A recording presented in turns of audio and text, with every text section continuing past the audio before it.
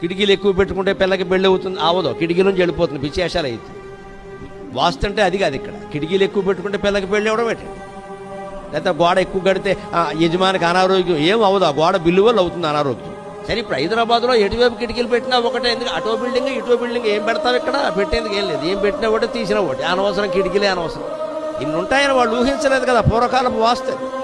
ఖచ్చితంగా ఒక ఇల్లు కట్టారు అంటే 4 వైపులా తెరిపి ఉండాలి. ఇప్పటికే అమెరికాలో అలాగే ఉంటాయండి, మనం ఏం నేర్చుకుంటున్నా తెలియదు. ఇక్కడ అమెరికాలో అలాగే ఉంటాయి. వెనకాల బ్యాక్ యార్డ్ ఉండవలసిందే, ఇటు పక్క మొత్తం 200 గజాలు వదిలేయి, ఇటు పక్క 200 గజాలు వదిలేయి, ముందు 500 గజాలు వదిలేయి. లాన్ పెంచవలసిందే, 15 రోజులకు ఒకసారి లాన్ గడ్డి కటింగ్ చేయవలసిందే. నువ్వు చేయకపోతే మున్సిపాలిటీ వాడు వచ్చి కట్ చేసి బిల్లు వేసి పోతాడు, తిరుగులేదు అక్కడ. వాడు వెనకాల మన దగ్గర కూర్చుందిగా ఉంది, ఇక్కడ ముందోడు కట్టేశాడు, వెనకాల ఒకటి కట్టేశాడు, ఎవరికీ నీళ్లు లేవు. ఇదే అతి. ఇప్పుడు వాస్తు పాటించే వాళ్ళు ఇవన్నీ చేస్తారా? పిచ్చి వాస్తులు నేర్పుతున్నారు కానీ అసలు విచారంగా ఉండొద్దా ముందు?